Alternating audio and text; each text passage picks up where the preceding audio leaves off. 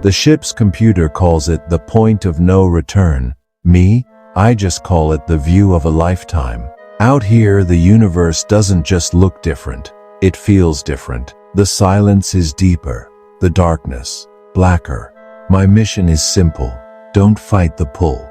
Just observe, record, and transmit for as long as I can.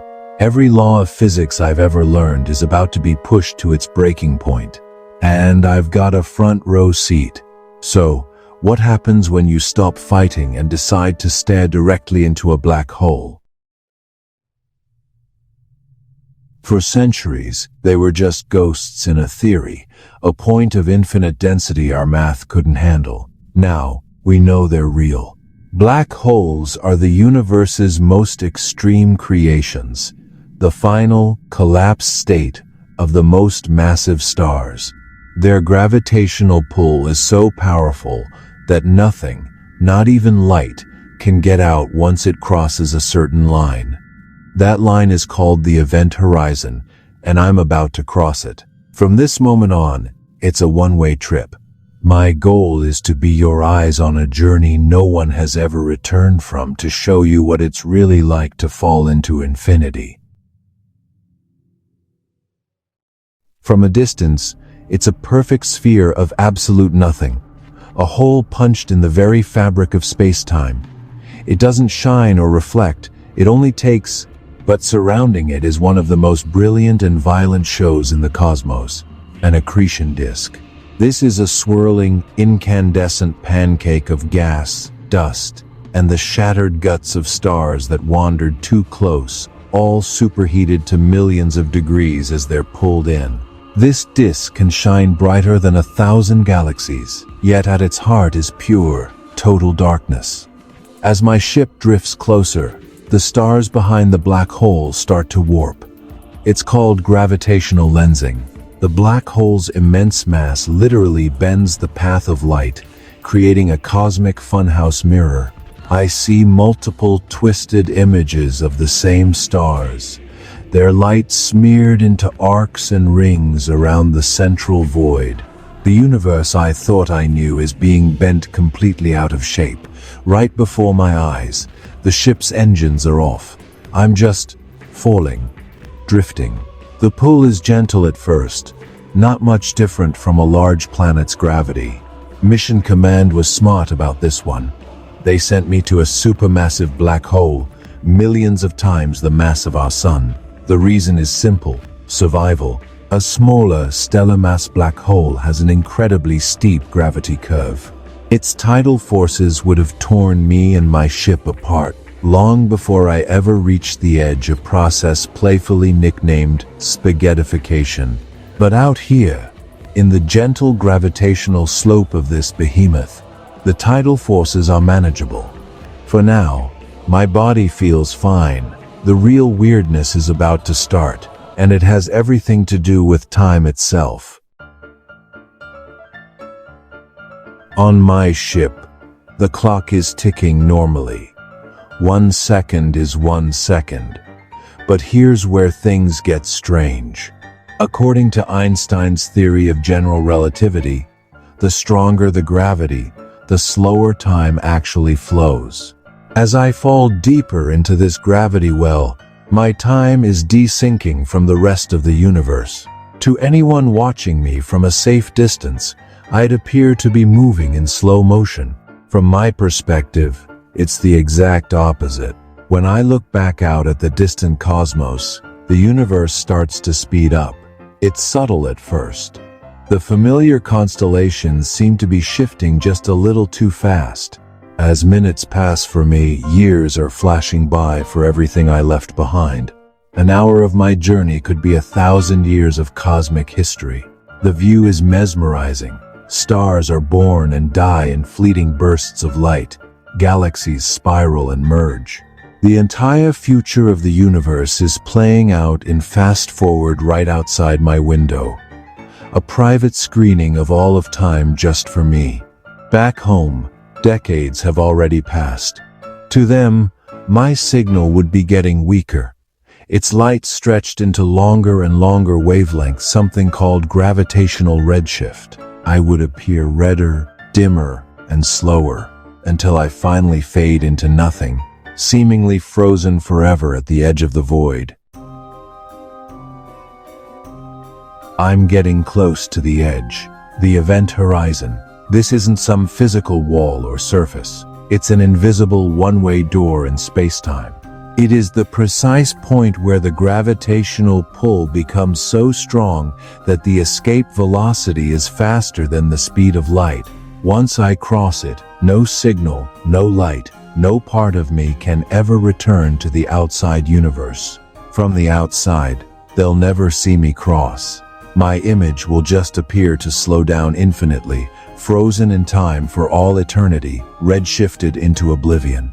But for me, the moment is completely unremarkable. There's no flash of light, no jolt, no fanfare. I just drift across the line. My ship's instruments register nothing.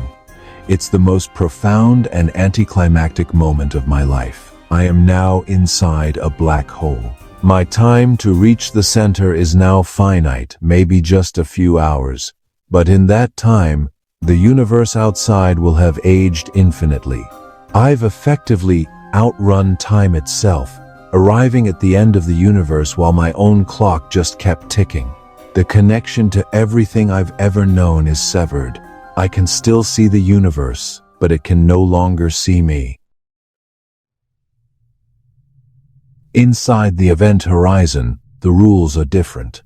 It's not just that gravity is stronger, space-time itself is fundamentally broken. Outside you could travel in any direction. In here, all paths, every single possible trajectory, now lead in only one direction, inward, toward the center. Trying to steer away from the singularity is like trying to travel back in time. It's simply not a direction you can go anymore. The view has changed completely. The entire universe, with its billions of years of future history, is now compressed into a tiny, intensely bright circle of light behind me. That light is severely blue-shifted. Its waves crushed together into high-energy X-rays and gamma rays. The calm view of the cosmos has become a single, blinding point of radiation. And now, I'm starting to feel it. The stretching, spaghettification. It's the simple result of tidal forces, the difference in gravity's strength across my body. As I fall feet first, the pull on my feet is becoming significantly stronger than the pull on my head. My body is being gently, but relentlessly, elongated. At the same time, the forces are squeezing me from the sides, compressing me into a thinner and thinner shape. The feeling is beyond words. It's not pain, not yet. It's a pulling sensation, like being drawn apart at the atomic level. My ship, built from the toughest materials we have, groans and starts to deform. Bulkheads stretch and buckle. The metal itself is flowing like taffy. Then, integrity fails. The ship is torn apart into a stream of debris, all of us flowing in a neat, thin line toward the singularity. My own body is next. The forces are now overwhelming the chemical bonds holding my cells together. I'm being stretched longer and longer, and squeezed thinner and thinner. This is the true meaning of spaghettification, being pulled into a literal stream of atoms. My consciousness fades as my physical form is unwritten, my particles joining the silent, one-way river into the heart of the black hole. So, what's the final stop? Where does this river of atoms end? According to general relativity, it all ends at the singularity. A point of zero volume and infinite density, where all the black hole's mass is crushed into a space so small it's meaningless. At the singularity, space-time curvature becomes infinite, and the laws of physics, as we know them, completely break down. Time and space stop being concepts we can understand. What really happens here is one of the greatest mysteries in physics. Does everything just end? Or is something else going on? Some theories, branching into quantum mechanics, suggest the singularity isn't an endpoint of infinite destruction. One idea is that it could be a white hole, the theoretical opposite of a black hole, spewing matter and information back out, maybe even into another universe. Another theory proposes that space-time doesn't collapse to infinity but transitions into a new, bizarre state of matter. It's possible that what we call a singularity isn't an end, but a violent, physics-breaking doorway to a new beginning. My stream of atoms reaches this point. My journey is over. I've witnessed the future of the universe and touched the very edge of reality, where physics gives up. From a peaceful observation to a cosmic time machine, from a quiet crossing to a violent end, the journey into a black hole defies every human instinct. It's a trip that exposes the deepest and most terrifying secrets of our universe about the nature of time, space, and our own fragile place in it all.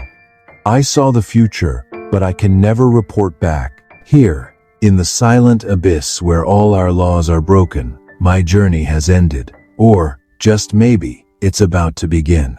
If you love thinking about the universe's greatest mysteries, make sure to subscribe for more journeys into the unknown, and let us know in the comments, what cosmic question should we tackle next?